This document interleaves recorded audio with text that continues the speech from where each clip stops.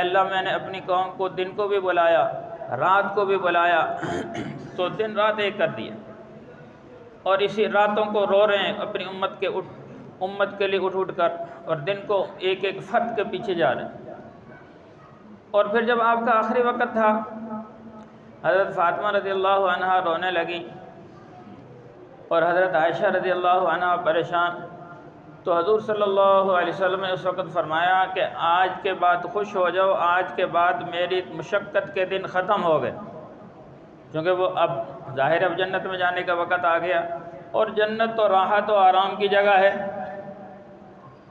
تو آپ صلی اللہ علیہ وسلم نے اپنے مختصر مدت میں تقریباً 23 سال، آپ کی 63 سال عمر ہے، 40 سال کی عمر میں نبوت ملی، 23 سال آپ نے محنت فرمائی، لیکن اس 23 سالہ محنت میں آپ نے پورے جزیرہ عرب میں ایک انقلاب برپا کر دیا۔ اتنی مختصر مدت میں نہ اس سے پہلے کبھی کوئی اتنا بڑا انقلاب آیا، نہ کوئی بعد میں، صرف 23 سال میں پوری دنیا کی کایا بدل۔ اور پھر صحابہ نے اس محنت کو آگے بڑھایا۔ کیسر و کسریٰ کی بڑی بڑی حکومتیں سلطنت تھیں، وہ زیر و زبر ہو گئی، سب صحابہ کی زیر نگین آ گئیں۔ چند سالوں میں حضرت عمر رضی اللہ عنہ کی خلافت 22 لاکھ مربع میل تک پھیل گئی۔ تو یہ اس دعوت کی برکات ہیں، اور حضور صلی اللہ علیہ وسلم کی انقلابی کوشش ہے۔ تو میرے بھائیوں، اس امت کو یہ دعوت بھی دی گئی ہے، لیکن آج امت سے یہ کام چھوٹ گیا۔ جب تک امت اس محنت میں لگی ہوئی تھی، اپنی بھی فکر کر رہی تھی اور دوسروں کی بھی فکر میں تھی، تو دو بڑے فائدے تھے۔ ایک تو مسلمانوں کی زندگی میں دین تھا، کسی مسلمان کے بارے میں سوچا نہیں جا سکتا کہ مسلمان ہو اور نماز چھوڑ دے، کسی مسلمان کے بارے میں سوچا نہیں جا سکتا تھا کہ مسلمان ہو اور داڑھی منڈائے، یعنی حضور کی شکل کو بگاڑے، کسی مسلمان کے بارے میں سوچا بھی نہیں جا سکتا تھا کہ مسلمان ہو اور روزہ چھوڑ دے، مسلمان ہو اور زکوٰۃ ادا نہ کرے، مسلمان ہو اور سود کھائے، مسلمان ہو اور رشوت لے، مسلمان ہو اور جھوٹ بولے، یہ ممکن نہیں تھا۔ لیکن یہ محنت چھوٹی، تو جس کی وجہ سے یہ بھائی اوپر بچے شرارت کر رہے ہیں، کوئی بڑا آدمی اوپر چلا جائے اور ان بچوں کو منع کرے، وہاں کر کے کوئی ایک فرد اوپر چلا جائے منع کرے، شور بہت زیادہ ہو رہا ہے۔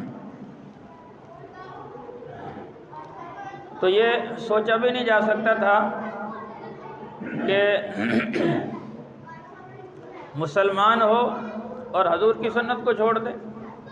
لیکن اس محنت کے چھوٹنے کی وجہ سے دو بڑے نقصان ہوئے۔ مسلمان کی زندگی سے دین نکل گیا، اور جب مسلمان کی زندگی سے دین نکلا ہے تو پھر کافروں کا اسلام میں داخلہ رک گیا، چونکہ جو کافر مسلمان ہوا کرتے تھے صحابہ کو لمبی چوڑی دعوت نہیں دیتے تھے۔ صحابہ جس علاقوں کو فتح کرتے تو صحابہ ان سے کہتے کونو مثلنا، ہماری طرح ہو جاؤ۔ تو وہ صحابہ کے کردار کو، صحابہ کی گفتار کو، صحابہ کے اعمال کو دیکھتے تو مسلمان ہو جاتے۔ آج مسلمان کا کردار یہ ہے کہ کافر نفرت کرتے ہیں۔ آج مسلمان دین سے بہت دور چلا گیا، جس کی وجہ سے اب باہر کے ملکوں میں جماعتیں جاتی ہیں نا، تو بہت سارے لوگ مسلمان ہوتے ہیں، تو وہ کہتے ہیں بھی آج ہم نے، وہ کتابوں میں مطالعہ کرتے ہیں، چونکہ اللہ تعالیٰ ہر انسان کے لیے، اللہ تعالیٰ ہر انسان کے لیے ہدایت کے اسباب مہیا کرتا ہے۔ اللہ تعالیٰ ہر انسان کے لیے ہدایت کے اسباب مہیا کرتا ہے، تو اس لیے وہ مطالعہ کرتے ہیں، ریسرچ کرتے ہیں، تو ان کو اسلام کی حقانیت، کتابوں میں اسلام کی حقانیت نظر آتی ہے کہ واقعی اسلام حق ہے۔ لیکن جب وہ مسلمانوں کی زندگی کو دیکھتے ہیں، اب مسلمان تو ہر جگہ کمائی کرنے کے لیے پہنچے ہوئے ہیں، لیکن جو محض کمائی کرنے جاتا ہے تو وہاں جا کر وہ حلال حرام کی تمیز نہیں کرتے، جائز ناجائز کی تمیز نہیں کرتے، ان کے ذہن میں بس ایک چیز سوار ہوتی ہے، مال اکٹھا کرنا ہے، معاملات ان کے درست نہیں ہوتے۔ تو جب وہ کافر لوگ ان مسلمانوں کے معاملات کو دیکھتے ہیں، وہ کہتے ہیں بھی ان مسلمانوں کے پاس جو اسلام ہے وہ اور ہے، اور ان کی کتابوں میں جو اسلام ہے وہ اور ہے، اس لیے وہ ان سے متاثر جو کمائی کرنے کے لیے وہاں گئے ہوتے ہیں، ان سے متاثر ہو کر وہ اسلام نہیں لاتے، لیکن جب جماعتیں جاتی ہیں تو ان کا لباس سنت کے مطابق، ان کی چہرہ سنت کے مطابق، تو اس میں ایسی کشش ہوتی ہے، وہ کہتے ہیں آج ہمیں اسلام نظر آیا، جو کتابوں میں اسلام تھا وہ تمہاری شکلوں میں نظر آیا، تو اس لیے وہ مسلمان ہو جاتے ہیں۔ تو آج مسلمان ہی اسلام میں سب سے بڑی رکاوٹ ہے۔ اب پچھلے دنوں ایک کارگزاری آئی کہ ایک جماعت گئی تو انہوں نے باہر کے ملک میں کسی کو دعوت دی، یعنی وہ تھا تو مسلمان ہی، تو اس کو جب دعوت دی تو اس سے کہا کہ بھئی ہم پاکستان سے آئے ہیں، تو اس نے گریبان پکڑ لیا۔ تو اس سے پوچھا بھی تو ایسا کیوں کرتا ہے؟ انہوں نے کہا بھی پاکستانی بہت دھوکے باز ہیں۔ پوچھا بھی کیسے؟ ان کا میں نے پاکستان سے دیسی گھی منگایا تھا، میرا دیسی گھی کا کاروبار ہے، تو میں نے وہاں سے گھی منگوایا، تو اس نے پھر وہ اندر لے گیا اپنے گودام میں، وہ بہت سارے ڈبے تھے، ان ڈبوں کے اندر نیچے مٹی بھری ہوئی تھی اور اوپر گھی تھا، پیسے پہلے منگوا لیے اور گھی بھجوا دیا، اوپر کھول کے دیکھتے ہیں گھی ہے اور نیچے کھول کے دیکھتے ہیں تو مٹی۔ ان کا وہاں تو تمہارے وہاں اتنی زیادہ کرپشن ہے، تو وہاں ان لوگوں کو جا کر دعوت دو، ہمیں دعوت دینے آ گئے تو یعنی جس کے ساتھ یہ معاملہ کیا ہوگا وہ کیسے اسلام کے قریب آئے گا، وہ کیسے اسلام میں داخل ہوگا؟ تو اس لیے میرے بھائیو ہم اپنے معاملات کو درست کریں، اور یہ معاملات درست ہوں گے اللہ کے راستے میں نکل کر۔ تو بات یہ چل رہی تھی، جب تک یہ محنت ہو رہی تھی دو بڑے فائدے تھے، مسلمان کی زندگی میں اسلام تھا اور کافر اسلام میں داخل ہو رہے تھے۔ اب دیکھو نا صحابہ کے واقعات ہیں کہ صحابہ کے معاملات کو دیکھ کر لوگ اسلام میں داخل ہو گئے۔ ایک صحابی رضی اللہ عنہ، ایک دفعہ ایک یہودی، ایک کافر مدینہ منورہ میں آیا اور اس نے اپنا گھوڑا بیچنا چاہا، تو صحابی نے پوچھا بھی یہ گھوڑا کتنے کا بیچے گا؟ تو وہ کہنے لگا میں 800 درہم میں بیچوں گا اس کو۔ کہنے لگا ویسے تو یہ میرا 1000 روپے کا ہے، یعنی 1000 درہم اس زمانے کے اعتبار سے، لیکن میں 800 درہم میں بیچ رہا ہوں، مجبوری سے بیچ رہا ہوں، میری مجبوری ہے، مجھے پیسوں کی شدید ضرورت پڑ گئی تو میں اپنی سواری بیچنا چاہ رہا ہوں، تو آپ 800 میں خرید لیں۔ اب وہ صحابی رسول صلی اللہ علیہ وسلم گھر میں گئے تو 1200 درہم لا کر دیے اور وہ گھوڑا لے لیا۔ تو وہ صحابی وہ جو کافر تھا وہ کہنے لگا کہ میں نے تو آپ کو 800 میں بیچا ہے، یہ آپ مجھے 1200 درہم دے رہے ہیں۔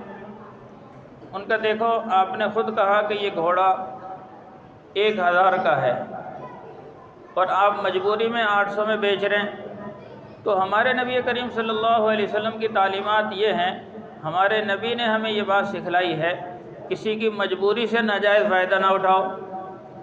اب یہاں تو دیکھو نا کوئی مجبور ہے، اب رمضان میں لوگ مجبور ہیں افطاری کا سامان خریدنے کے لیے، تو اب دکاندار ان کی مجبوری سے خوب فائدہ اٹھاتے ہیں، خوب چیزیں مہنگی بیچتے ہیں۔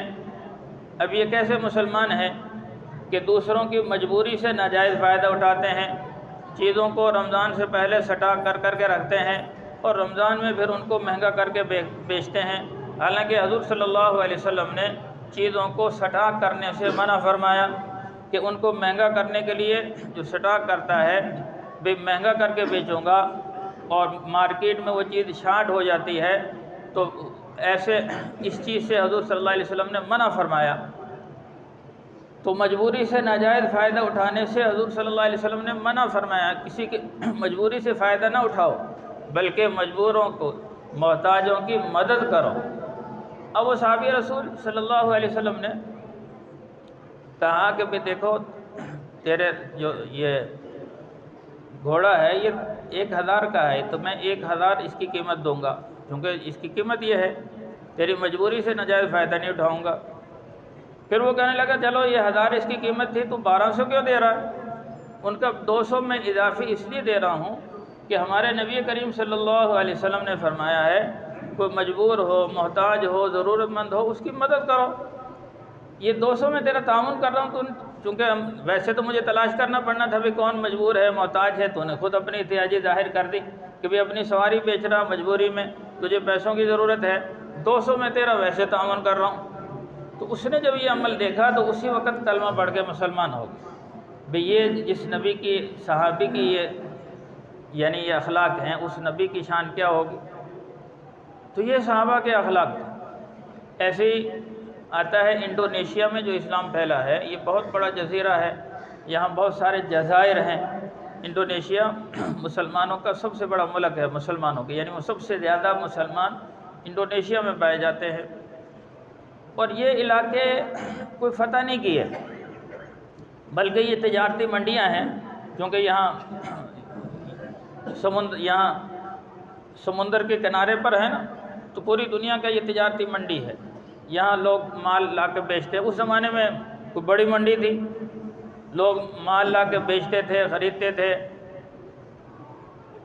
تو اب صحابہ کرام وہاں سے سفر کر کے صرف اس نیت سے آئے کہ ان تجارتی منڈیوں میں جا کر اسلامی تعلیمات کے مطابق کاروبار کیا جائے، تاکہ ہمارے کاروبار کو دیکھ کر یہ لوگ مسلمان ہو جائیں، اس نیت سے آئے۔ تو الحمدللہ صحابہ کی اس نیت کا اللہ نے ان کو صلہ دیا کہ وہ سارے علاقے مسلمان ہو گئے۔ تو ان میں سے چند واقعات ہیں۔ ایک واقعہ آپ کو سناتے ہیں کہ ایک صحابی ایک دکان پہ گیا، جہاں اس وقت یہ گھوڑوں کی تجارت ہوتی تھی، زیادہ تر سواری، جیسے آج کل موٹر سائیکلیں ہیں، گاڑیاں ہیں، تو اس زمانے کی بہترین سواری گھوڑے ہوتے تھے۔ تو ایک صحابی ایک دکان پر گئے اور جا کر پوچھا کہ یعنی وہ گھوڑوں کو تجارت کیا کرتے تھے، یعنی یہاں سے لے جا کر عرب میں بیچ دیتے، وہاں سے جیسے آج کل مطلب گاڑیوں کی تجارت ہوتی ہے۔ تو اس سے اس کی قیمت پوچھی تو وہ کہنے لگا کہ بھی یہ میں 1000 میں دوں گا، 1000 درہم۔ اب صحابی وہ بڑے ماہر تھے، تجارت کیا کرتے تھے، وہ گھوڑوں کی نسلوں کو سمجھتے تھے۔ تو صحابی نے کہا بھئی یہ اس کی قیمت زیادہ ہے، آپ تھوڑا مانگ رہے ہیں، ان کے آپ 2000 دے دیں، ان کے اس سے بھی زیادہ ہے، ان کے آپ 3000 دے دیں، ان کے اس سے بھی زیادہ ہے، ان کے آپ 5000 دے دیں۔ جب 5000 کہا تو صحابی نے 5000 نکال کے دے دیے اور گھوڑا لے لیا۔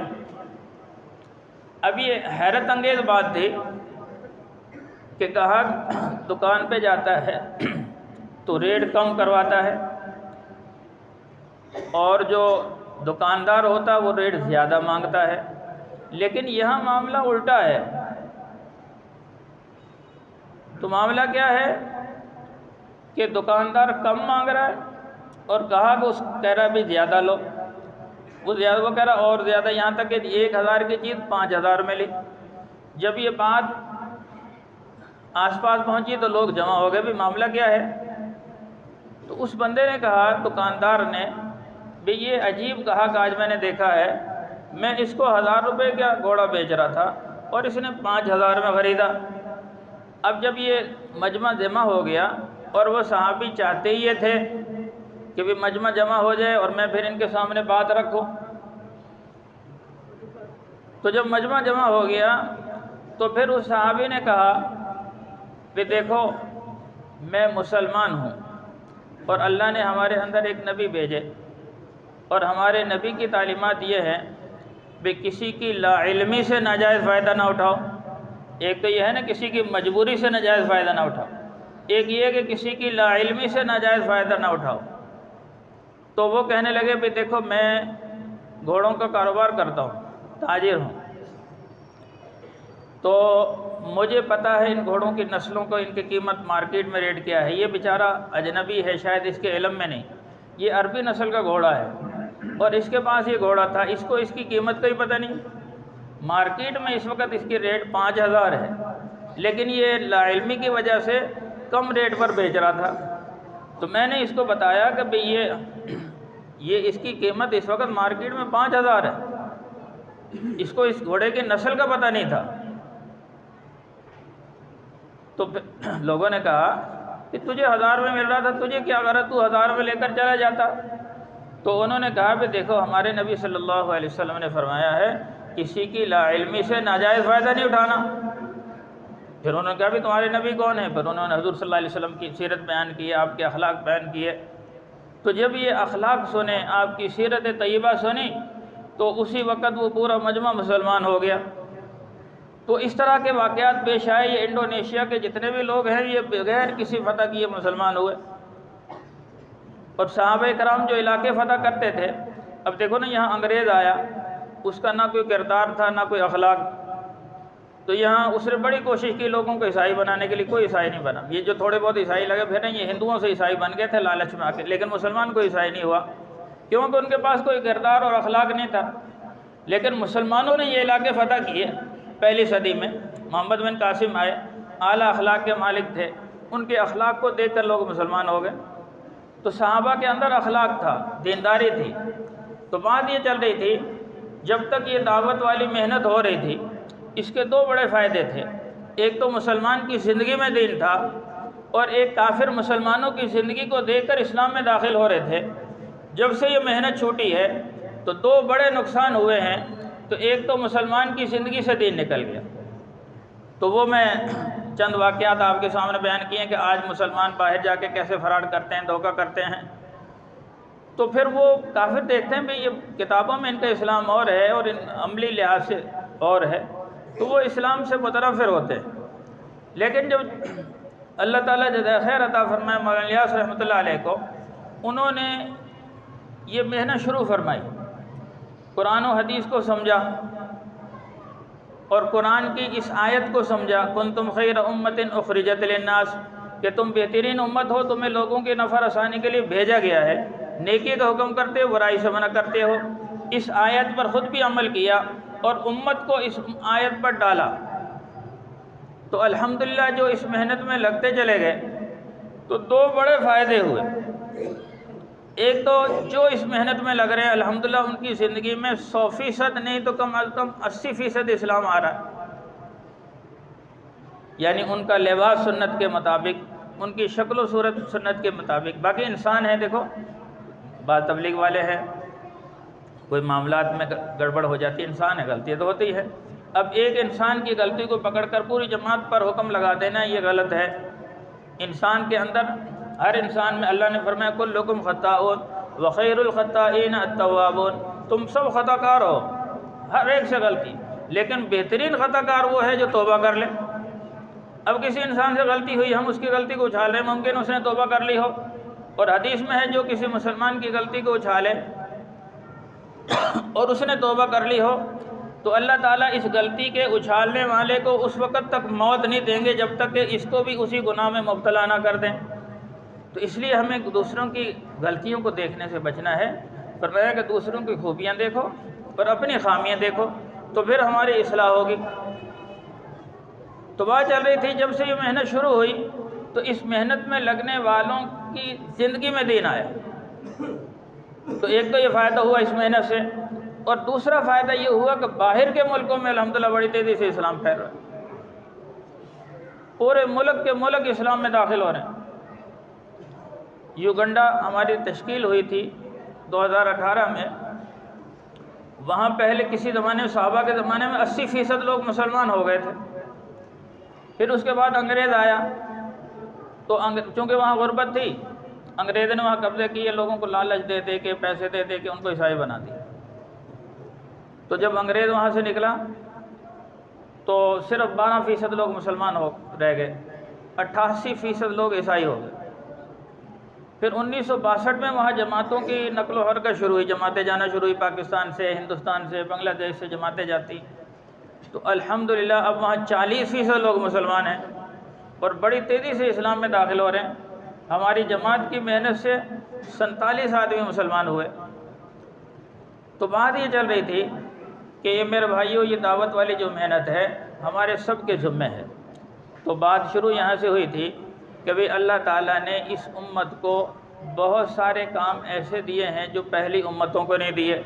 ان میں سب سے بڑا کام یہ دیا دعوت و تبلیغ کا کام، یہ پہلی امتوں کو نہیں ملا، اور اس تبلیغ کی برکت سے ان کو سب سے پہلے جنت میں داخل کیا جائے گا۔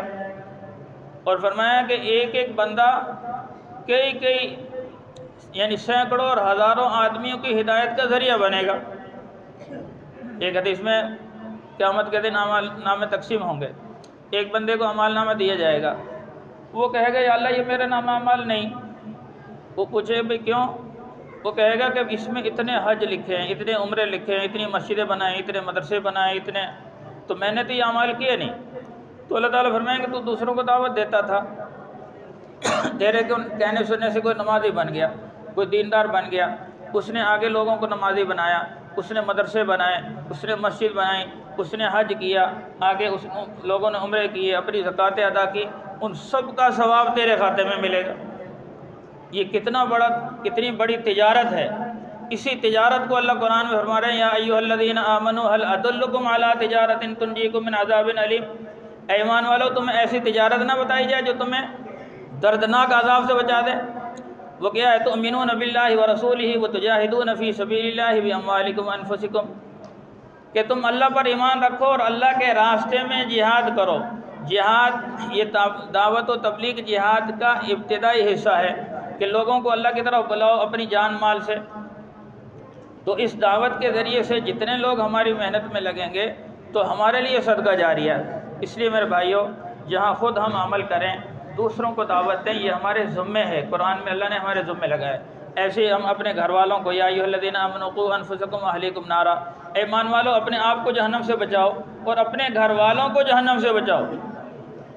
کیسے بچانا؟ وَأْمُرْ أَهْلَكَ بِالصَّلَاةِ وَاصْطَبِرْ عَلَيْهَا، اپنے گھر والوں کو نماز کا حکم دیجئے اور خود بھی اس پر ہمیشگی کیجئے۔ ہم اپنے بچوں کی تربیت کریں، وہ نمازی بن جائیں، اور ہمارے گھر والے نمازی بن جائیں، سب روزہ رکھنے والے ہوں، سب قرآن کی تلاوت کرنے والے ہوں۔ گھر میں یہ جو خرافات ہے نا، یہ فلمیں، ٹی وی، LCD، ان کو نکالیں اور گھر میں قرآن کی تلاوت کثرت سے ہو تو ہمارے گھروں میں خیر و برکت آئے گی۔ آج گھروں میں جو لڑائی جھگڑے اختلافات ہیں، اس سب سے بڑی وجہ یہ ہے کہ گھروں میں آج ہمارے نہ نماز پڑھی جا رہی ہے، نہ قرآن کی تلاوت ہو رہی ہے، ہر وقت فلمیں چل رہی ہیں، ڈرامے چل رہے ہیں، گانے چل رہے ہیں، تو اس کی نحوست سے سارے اختلافات۔ تو یہ نحوست ختم ہوگی، انشاءاللہ برکتیں آئیں گی۔